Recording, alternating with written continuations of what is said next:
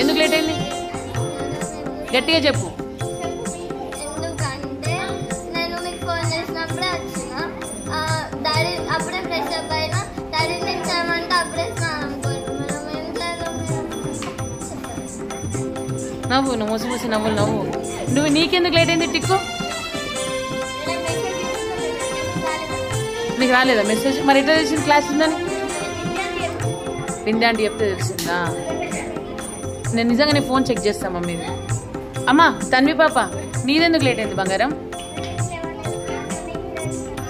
దునియాలో లేని ప్రాబ్లమ్స్ అన్ని మీ అందరికి ఉన్నారు. ఒకరేమో ఇంట్లో ఎవరు లేరు, ఇగో ఈమెకేమో మెసేజ్ రాలేదు, ఈమెకేమో డాడీ స్నానానికి వెళ్ళి ఏం చేయాలి. నీకేమైనా ప్రాబ్లం ఉందా?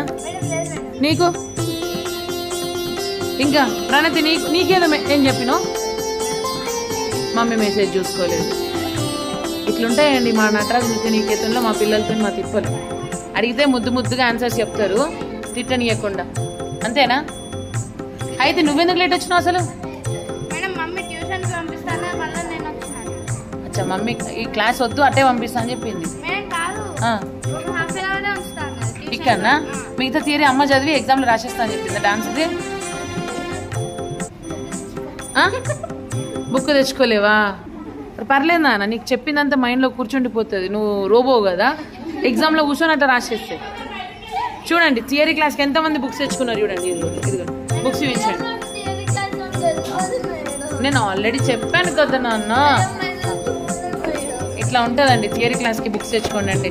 నేను మాత్రం ఒకటి, ఇంకేది నా బుక్ 2 అయితే సరేరా, ఇవన్నీ బుక్స్ పట్టుకొచ్చుకోవాలి. చూడు ఇక్కడ నుంచి ఒకటి ఎంజాయ్ చేస్తున్నారు, అక్కడ వాళ్ళు అక్కడ ఎంజాయ్ చేస్తున్నారు, మా మేడం చూస్తలేదని చెప్పేసి. అట్లా ఇట్లుంటుంది. దిస్ ఈజ్ ఆ నటరాజ్ నృత్య నికేతన్ స్టూడెంట్స్. యూనిఫామ్ ఎంత మంచి స్టూడెంట్, ఒక కొత్త యూనిఫామ్ వేసుకొచ్చింది ఈ పాప అయితే. చలో లెట్స్ కంటిన్యూ, ఓకేనా?